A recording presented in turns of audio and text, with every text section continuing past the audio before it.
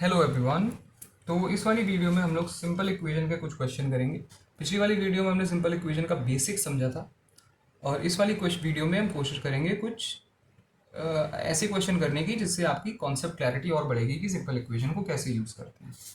तो सबसे पहले सिंपल इक्वेशन हेडिंग डाल देता हूँ मैं, simple equation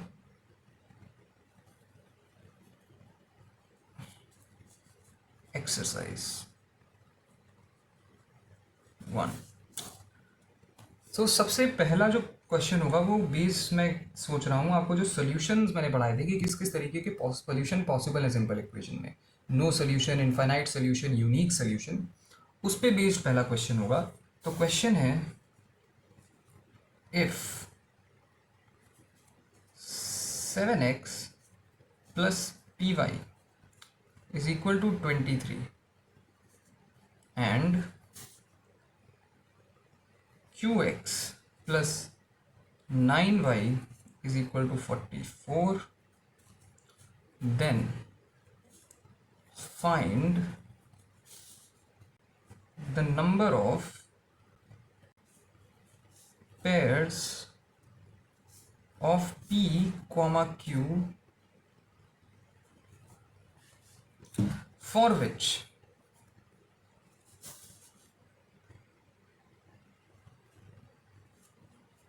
these equations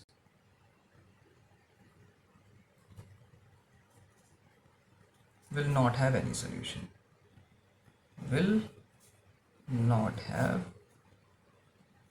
any solution। No solution पे बेस्ड है ये क्वेश्चन। तो पिछली भी वीडियो में मैंने आपको बताया था कि मान लो अगर दो इक्वेशन है, इक्वेशन 1 है ax plus b y is equal to c और इक्वेशन 2 है इसको मान लो ax1 plus b y one is equal to c one, और दूसरी इक्वेशन पहली इक्वेशन है a1x plus b1y is equal to c one और दूसरी इक्वेशन है a2x plus b2y is equal to c two, जो कि दो इक्वेशन है ऐसी।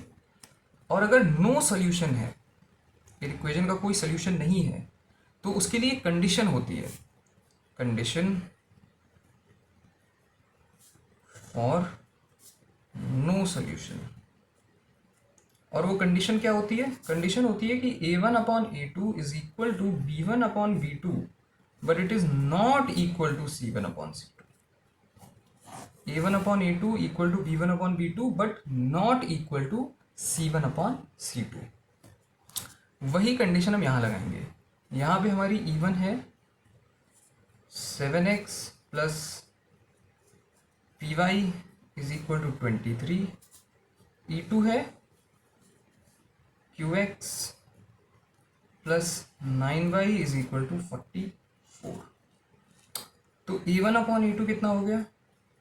ये हो गया 7 upon Q. b1 upon b2 कितना हो गया? ये हो गया p अपॉन 9 और c1 अपॉन c2 कितना हो गया? ये हो गया 23 अपॉन 44। तो इसमें c1 अपॉन c2 का तो कोई यूसेज है नहीं क्योंकि ये इक्वल ही नहीं है, सिर्फ और सिर्फ a1 अपॉन a2 और b1 अपॉन b2 का यूसेज है। तो हम इन्हीं दोनों को इक्वेट करके वैल्यूज निकालने की कोशिश करेंगे। तो a1 upon a2 is equal to b1 upon b2। a1 upon a2 कितना है? 7 upon Q is equal to p upon 9। ठीक, 7 upon Q is equal to p upon 9, ये आ गया। अब पी क्यू की कितनी वैल्यू आ गई? पी क्यू हो गया 63 के बराबर। P Q is equal to 63। दो नंबर का प्रोडक्ट 63 किन किन तरीके से बन सकता है? P और Q में मैं किस किस तरीके से मैं 63 ला सकता हूँ? तो मैं एक तो ला सकता हूँ 1 इंटू 63 बनाएगा। दूसरा 63 इंटू 1 भी 63 बनाएगा। तीसरा -1 इंटू -63 भी 63 बनाएगा। और चौथा -63 इंटू -1 भी 63 ही बनाएगा, राइट। फिर से इसको जरा देखो कि P इंटू क्यू 63 है। अब कि पहला जो मैंने पेयर निकाला है वो निकाला है 1 इंटू 63, मुझे फाइनल वैल्यू 63 चाहिए। अब मैं किस किस और तरीके से 63 ला सकता हूँ सिर्फ इस पेयर का इस्तेमाल करके, 1 और 63 का। और ये है P, ये है Q। P और Q की अलग अलग वैल्यूज देके, तो पहले मैंने P को 1 की वैल्यू दी, फिर से मैंने P को Q यहाँ पे लिखा, और यहाँ पे मैंने 63 इसकी वैल्यू दे दी और इसको 1 दे दी। फिर मैंने यहाँ पे P को Q लिखा, यहाँ पे मैंने -1 दे दी वैल्यू और यहाँ दे दी -63। फिर मैंने यहाँ P और Q लिखा, यहाँ मैंने -63 वैल्यू दे दी और यहाँ दे दी -1। ये हर बार 63 ही बना रहा है, चारों में 63 ही बना रहा है। वैसे ही और किस तरीके से ला सकता हूँ, 3 इंटू 21, ये भी तो 63 बनाएगा। तो 3 इंटू 21 को किस किस तरीके से और लिख सकते हैं, लिख सकते हैं 21 इंटू 3, ये भी हो गया 63। लिख सकते हैं -3 इंटू -21, ये भी हो गया 63। और लिख सकते हैं -21 इंटू -3, ये भी हो गया 63। और क्या लिख सकते हैं, 4 इंटू से कुछ नहीं जाएगा, 5 इंटू कुछ नहीं जाएगा, 6 इंटू कुछ नहीं जाएगा, 7 इंटू 9, ये भी 63 बनाएगा। 7 9 63। तो इसमें मैं फिर से वैल्यूज को शफल कर सकता हूँ, एक बना सकता हूँ 9 इंटू 7, ये भी हो गया 63। एक लिख सकता हूँ -7 इंटू -9, ये भी हो गया 63। एक हो गया -9 इंटू -7, ये भी हो गया 63। और कोई तरीका है क्या, और कोई तरीका है क्या जिससे 63 ला सकते हैं इन तरीकों के अलावा, इन 12 तरीकों के अलावा? 1 2 3 4, 1 2 3 4 इंटू 3 12। तो कितने पेयर बन गए total, total number of pairs, और किसके किसके पेयर बन रहे थे, P comma Q, P into Q के। तो total number of pairs of P comma Q बन गया 12 पेयर्स पॉसिबल। ये इसका फाइनल आंसर है। इसी तरीके से सारे क्वेश्चन किए जाते हैं। तो एक बार अच्छे से इसको देखो और एब्जॉर्ब करो, इसका स्क्रीनशॉट ले लो, इसको सॉल्व करो अपनी तरीके से। ये एक बहुत कॉमन तरीके का क्वेश्चन है जो कि बहुत बेसिक तरीके से सॉल्व होता है। इसमें बहुत फॉर्मूले वगैरह भी लगाए जाते हैं, रिमाइंडर तरीके से भी सॉल्व किया जाता है, लेकिन ये सबसे ईजी तरीका है, इससे ईजी तरीका इसमें नहीं हो सकता। ठीक, तो अब अगले क्वेश्चन पे चलते हैं। अब एक वर्ड प्रॉब्लम भी करते हैं क्योंकि वर्ड प्रॉब्लम बहुत कॉमन है। तो दूसरा क्वेश्चन है कि एक coin collector,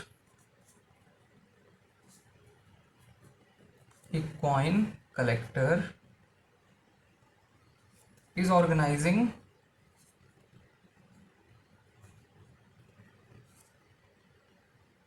organizing his rare coins.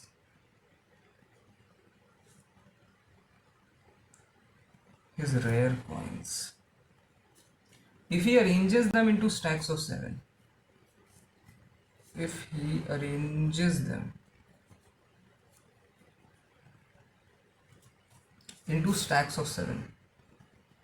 into stacks of 7, then he has 2 coins left over.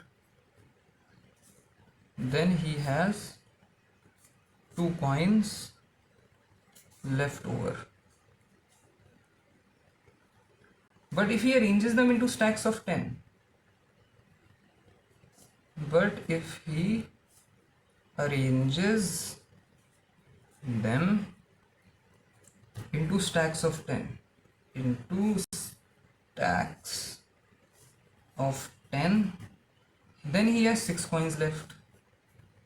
then he has 6 coins left. What is the least number of coins the collector can have?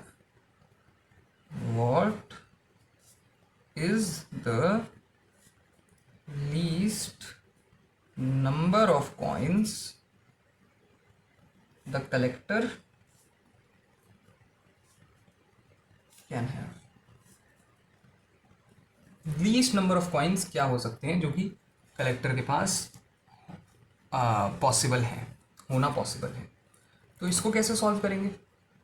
इसको solve करने के लिए अब देखो, coin collector is arranging is coin, if he arranges them in the stacks of 7, 7 के stacks पे वो arrange कर रहा है ना, तो टोटल नंबर ऑफ कॉइन इससे मुझे पता चल सकते हैं। टोटल नंबर ऑफ कॉइन्स क्या हो जाएंगे? 7 के स्टैक, मतलब एक स्टैक में 7 कॉइन अरेंज कर रहा है, 7 के स्टैक को अरेंज कर रहा है, मतलब वो कुछ ऐसा होगा कि एक कॉइन, उसके ऊपर 2, उसके ऊपर 3, 4, 5, 6, 7 ऐसे स्टैक्स अरेंज कर रहा है। ऐसे बहुत सारे स्टैक्स बनाएगा। कितने स्टैक्स बनाएगा? 7 के मैं मान रहा हूँ एक्स स्टैक्स बनाएगा, और उसके बाद भी उसके पास 2 कॉइन्स बचे रह जाएंगे, तो 7x+2 ये टोटल नंबर ऑफ कॉइन हो गए, उसके टोटल नंबर ऑफ कॉइन हो गई। वैसे ही एक और बार वो अरेंज करेगा, तब क्या आएगा? Total number of coins, total number of coins. But if he arranges them in the stack of 10, मतलब अब 10 के स्टैक्स हैं। कितने स्टैक्स हैं? y मैंने मान लिए, और उसके पास फिर भी कितने बच गए? 6 बच गए, तो ये हो गए टोटल नंबर ऑफ कॉइन्स। ठीक है, और ये दोनों तो आपस में इक्वली है ना। 7x+2 is equal to 10y+6, तो 7x जो है ये हो जाएगा 10y+4, x की वैल्यू हो जाएगी 10y+4/7। यहाँ से y की मुझे पूछ रहा है what is the least number of coins the collector can have. Least number of coin मेरा लीस्ट वैल्यू ऑफ y पे निकलेगा। लीस्ट वैल्यू ऑफ y जिसके लिए x भी एक इंटीजर हो, x की वैल्यू सेटिस्फाई हो, और सेटिस्फाई सिर्फ इंटीजर ही होगी। अब 0.2233 ऐसा तो हो नहीं सकता नंबर ऑफ कॉइन्स हमेशा एक इंटीजर ही होगा, 1 2 3 4, और एक पॉजिटिव इंटीजर ही होगा, या तो 0 होगा या तो पॉजिटिव इंटीजर होगा। तो अगर मैं y इज इक्वल टू 0 करके देखूँ तो x की वैल्यू कितनी आएगी? x की वैल्यू आएगी 4/7, ये तो पॉसिबल ही नहीं है, नहीं हो सकता। y इज इक्वल टू 1 कर दिया मैंने, तो x कितना आएगा? x आएगा 14/7 यानी 2, ये पॉसिबल है। ये ही लीस्ट नंबर ऑफ कॉइन्स मुझे देगा बना के। हाँ, लीस्ट नंबर ऑफ कॉइन यहीं से आ जाएगा, y is equal to 1, x is equal to 2। तो बस y इज इक्वल टू 1 करके सोल्यूशन निकाल लो। टोटल नंबर ऑफ कॉइन्स मेरे कितने थे? y वाली इक्वेशन में ये थे। टोटल नंबर ऑफ कॉइन्स थे 10y+6, तो y की मैंने लीस्ट वैल्यू निकाली है 1, तो 10 × 1 + 6 यानी 16 कॉइन्स। अब इसको वेरीफाई कर लो कि क्या ये आंसर सही है या नहीं है। x की लीस्ट वैल्यू क्या निकली थी? 2 निकली थी, तो यहाँ पे जरा x की वैल्यू प्लेस करके देखो x, तो टोटल नंबर ऑफ कॉइन यहाँ से भी आ सकता है। टोटल नंबर ऑफ कॉइन्स यहाँ से कैसे आएगा? 7x+2, 7 × x की वैल्यू थी 2 + 2, 14 + 2 16, सेम आंसर आ रहा है, मतलब सही आंसर आ रहा है। Hence least number of coins is 16 coins। यही है आपका least number of coins। Okay, तो ये एक और तरीके का बेसिक सिंपल इक्वेशन के जो क्वेश्चन पूछे जाते हैं, ये एकदम बेसिक तरीके के क्वेश्चन होते हैं। ऐसे आ भी जाते हैं बहुत सारे एग्जाम्स में, तो इनको प्रिपेयर कर लेना अच्छे से। अगला क्वेश्चन करते हैं, सेम तरीके का क्वेश्चन है, मज़ा आएगा। क्वेश्चन है, a gardener is planting, a gardener is planting rose bushes, is planting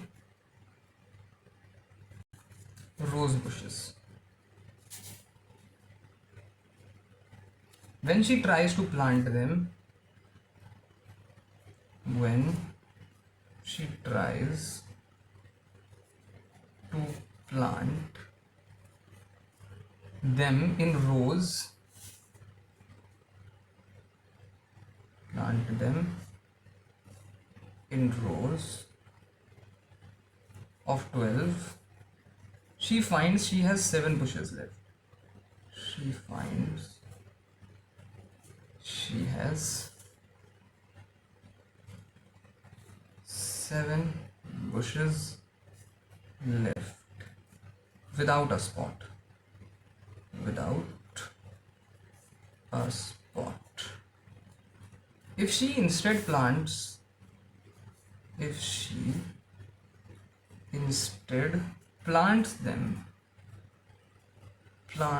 them in rows of 5. In rows of 5, there are 3 bushes left. There are 3 bushes left over. What is the minimum number of rose bushes the gardener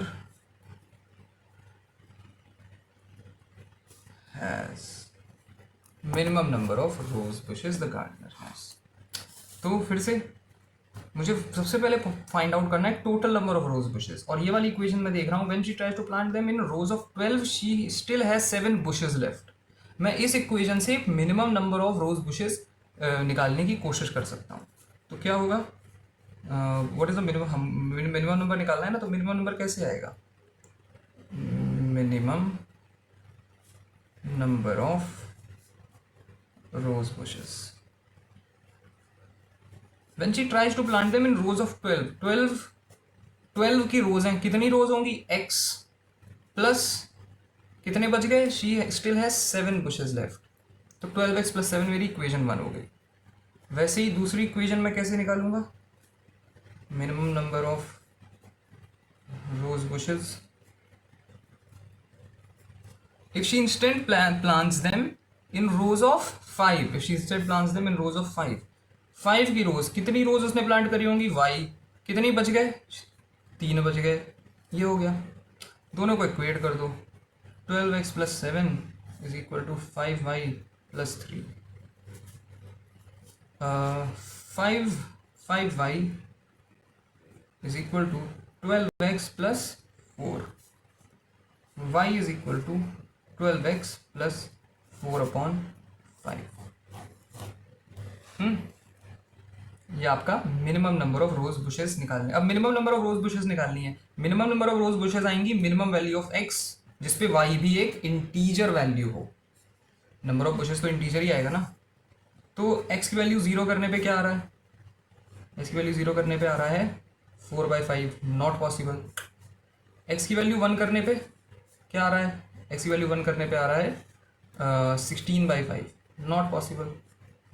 x की value 2 करने पे 28/5, not possible. वैसे ही अगर x की value 3 कर दें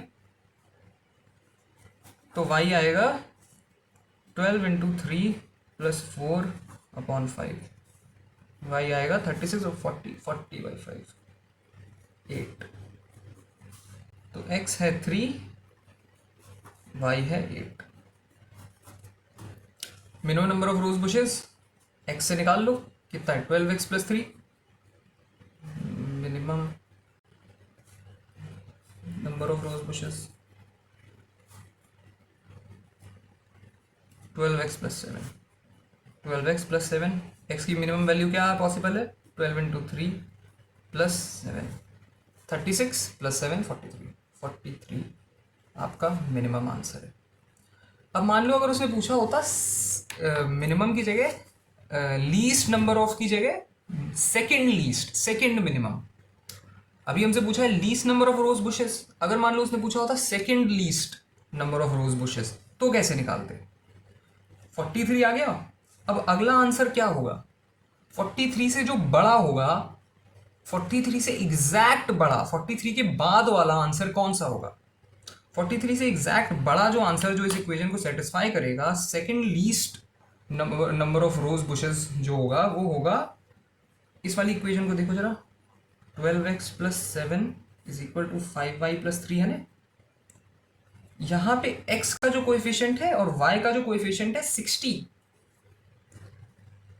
ये इसमें जब 60 ऐड करोगे तो तुम्हें second least number of rose bushes मिल जाएगा, यानी प्लस 43 103। ये आपका second least number of rose bushes है। Least number of rose bushes ये है, सेकेंड लीस्ट ये है, और ऐसे ही इसमें 60 ऐड करते चले जाओ, आंसर आता चला जाएगा। थर्ड लीस्ट आ जाएगा। अगर इसमें 103 प्लस 60 कर दो तो 163, फिर इसमें भी अगर तुम 60 ऐड कर दो तो 223, फिर इसमें भी अगर 60 ऐड कर दो तो 382। ये सारे करेक्ट आंसर होंगे इस इक्वेशन के, लेकिन क्योंकि हमसे लीस्ट नंबर पूछा गया था तो हमने लीस्ट नंबर निकाल दिया। ओके, आई होप ये बात समझ में आ गई होगी। बहुत ज़्यादा ज़रूरी है ये, और बहुत पूछा भी जाता है।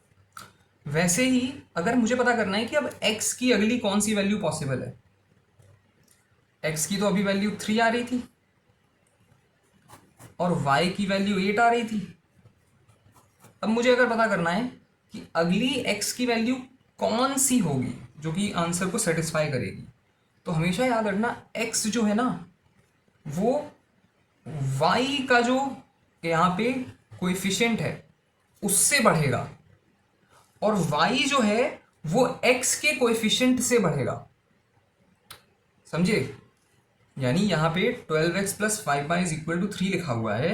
अब मैं पता करना चाहूँ कि अगली x की वैल्यू, जैसे जब ये 43 में जब तुम 60 ऐड कर रहे हो 103 आ रहा है, तो 103 पे x की क्या वैल्यू होगी?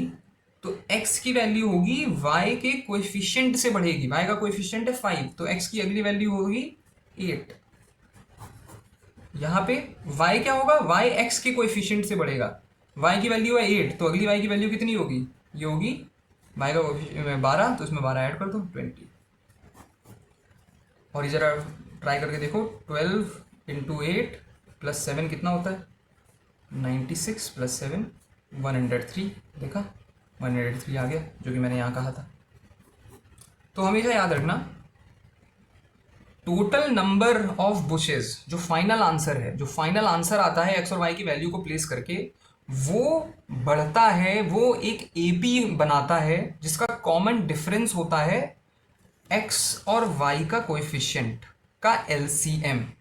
इन दोनों का एलसीएम 60 आ गया। वहीं x खुद कितना बढ़ेगा? वो y के कोएफिशिएंट से के कॉमन डिफरेंस की एपी बनाएगा, और y कितना बढ़ेगा? वो x के कोएफिशिएंट के कॉमन डिफरेंस की एपी बनाएगा। ठीक है, तो इसका आंसर जो होगा वो है 43। और अगर तुम्हें कंटिन्यूअसली आगे आंसर निकालते रहना है तो तुम इसको लिख सकते हो 43 प्लस 60 के। ये एक स्टैंडर्ड तरीका होता है इसको लिख देने का, 43 प्लस 60 के।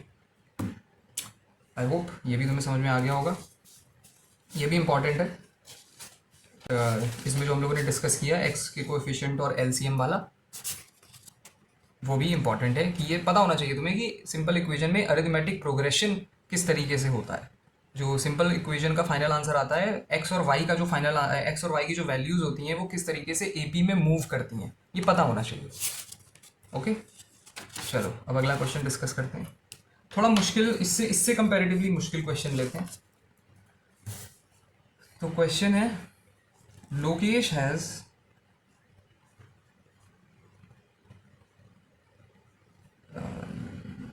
Lokesh has 3 more coins than Karan. 3 more coins than Karan. Then Karan. Manish has exactly 4 times. Manish has exactly 4 times the number of coins Karan has. The number of coins that Karan has.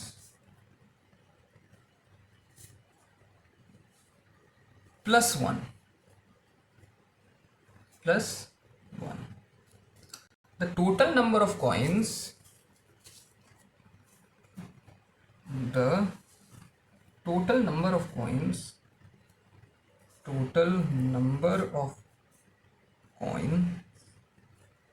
in their combined collection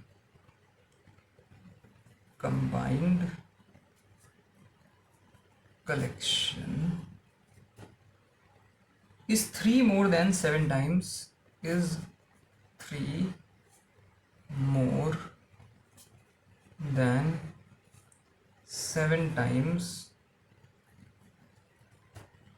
the number of coins that Karan has. The number of coins that Karan has.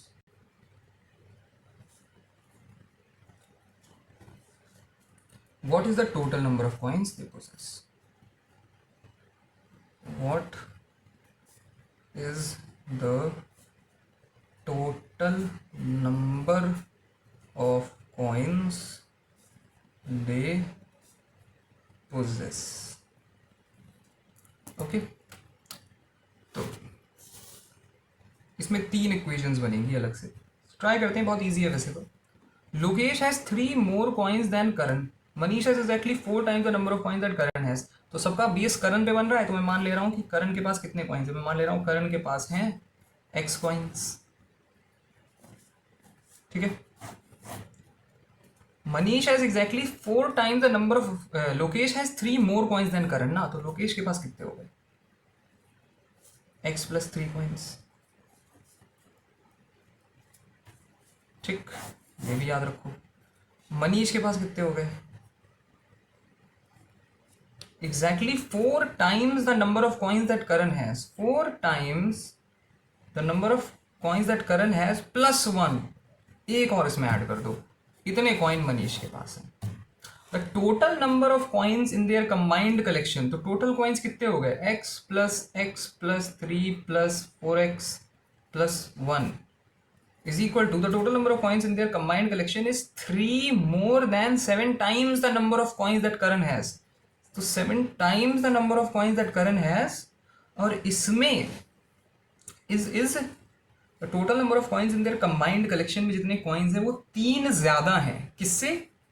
7 times the number of coins that Karan has.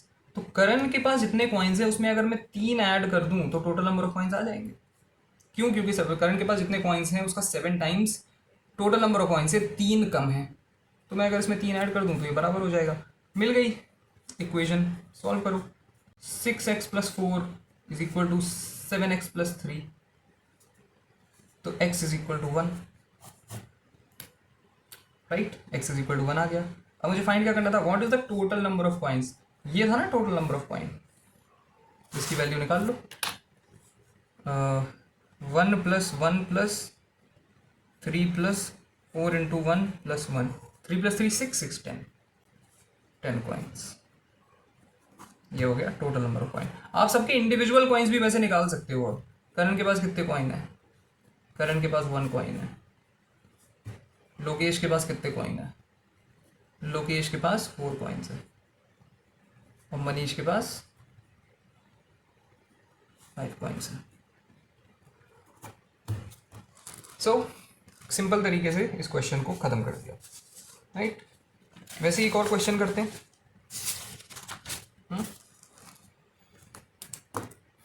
अगला question है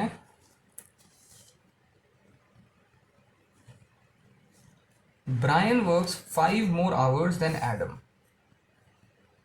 Brian works 5 more hours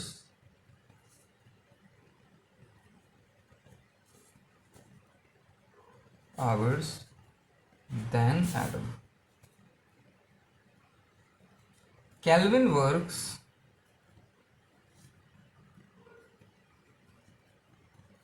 2/3 of the total hours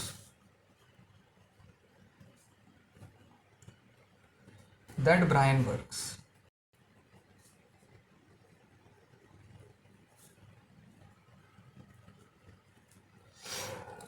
Plus an additional hour.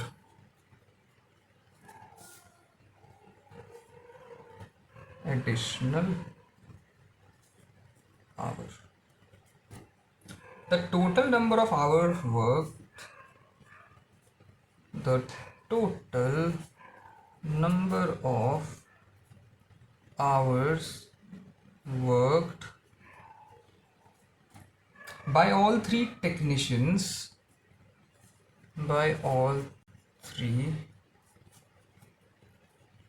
technicians is exactly 10 hours less, is exactly 10 hours less than the sum of, then the sum of 3 times Adam's hours times Adam's hours and 2 times Brian's hours. What is the total number of hours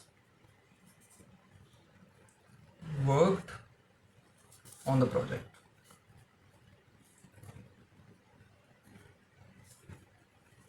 चलो ढूंढो इसका answer, solve करने की कोशिश करो और मैं भी करता हूँ. तो Brian work 5 more hour then Adam.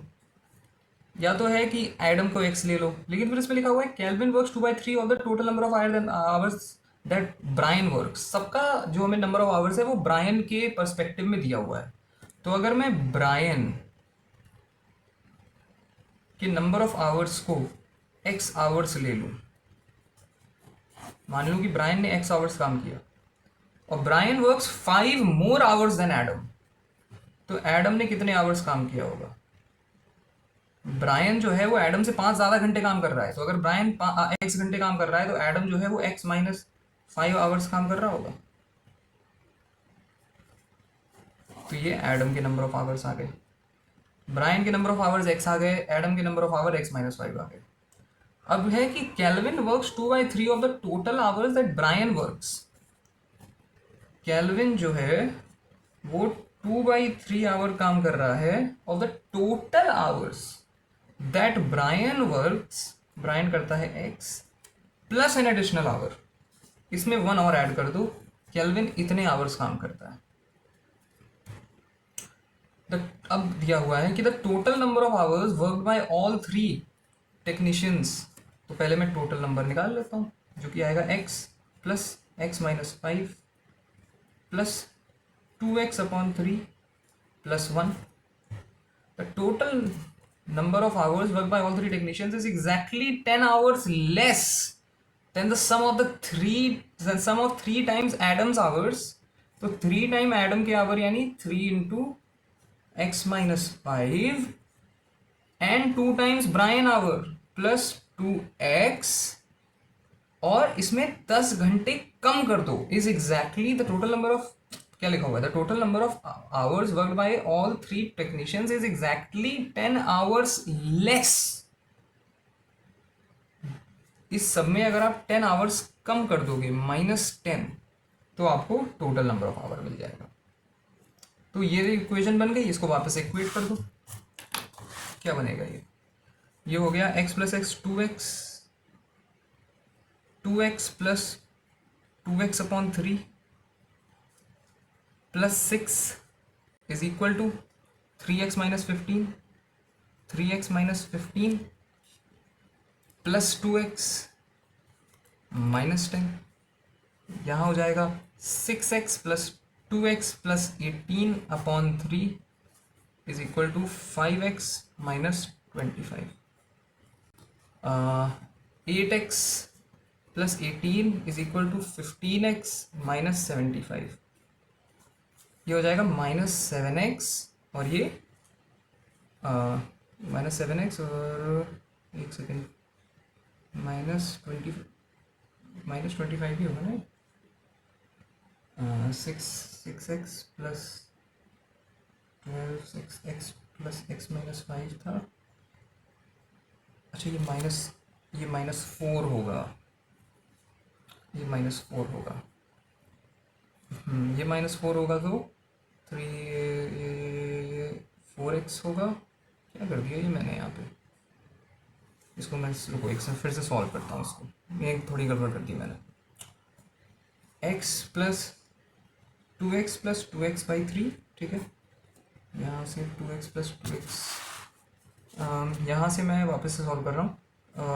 2x+2x/3 -4 is equal to 3x - 15 plus 2x, 3x - 15 plus 2x - 10। अब ठीक है, ये हो जाएगा 6x plus 2x - 12/3 is equal to 5x - 15। 8x - 12 is equal to 15x 15x 3 फिर 15x -75। ये हो गया माइनस का 7x और ये हो गया माइनस का 63। कैंसिल, माइनस माइनस हट जाएगा। x is equal to 9, x is equal to 9। हमें फाइंड क्या करना था, what is the total number of hours worked on the project. तो सबका मिला के कितना हो रहा है, सबका मिला के कितना हो रहा था, ये हो रहा था, तो ये वापस निकाल दो। x प्लस एक्स मतलब 9 + 9 - 5 प्लस 2 × 9/3 प्लस 1, ये हो गया 3। 18 - 5 प्लस 6 प्लस 1, 24 25 25 - 5 20 आवर्स। ये आपका फाइनल आंसर है, 20 आवर्स। ओके, आई होप ये समझ में आ गया होगा अच्छे से। अब अगला क्वेश्चन करते हैं, एक और थोड़ा और अच्छे से इसकी अंडरस्टैंडिंग देने के लिए। और वो जहाँ तक फाइनल, हाँ वो फाइनल क्वेश्चन, एक फाइनल आखिरी क्वेश्चन, इसकी अंडरस्टैंडिंग और स्ट्रांग हो जाएगी। तो क्वेश्चन है, Bina has read 6 more books. Bina has read 6 more books than Arav. 6 more books than Arav. Chetan has read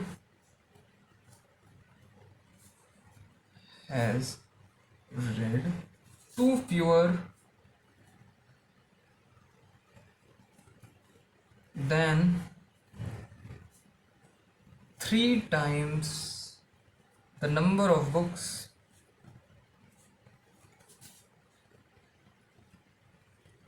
Arav has read.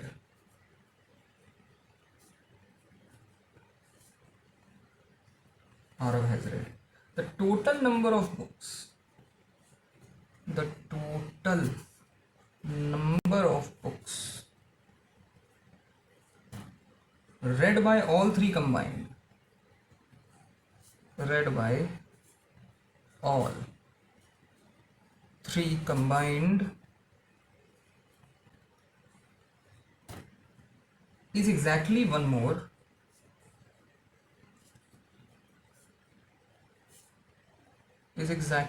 more than 4 times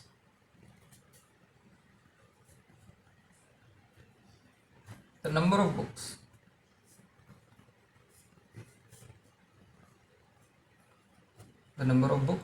Beena has read.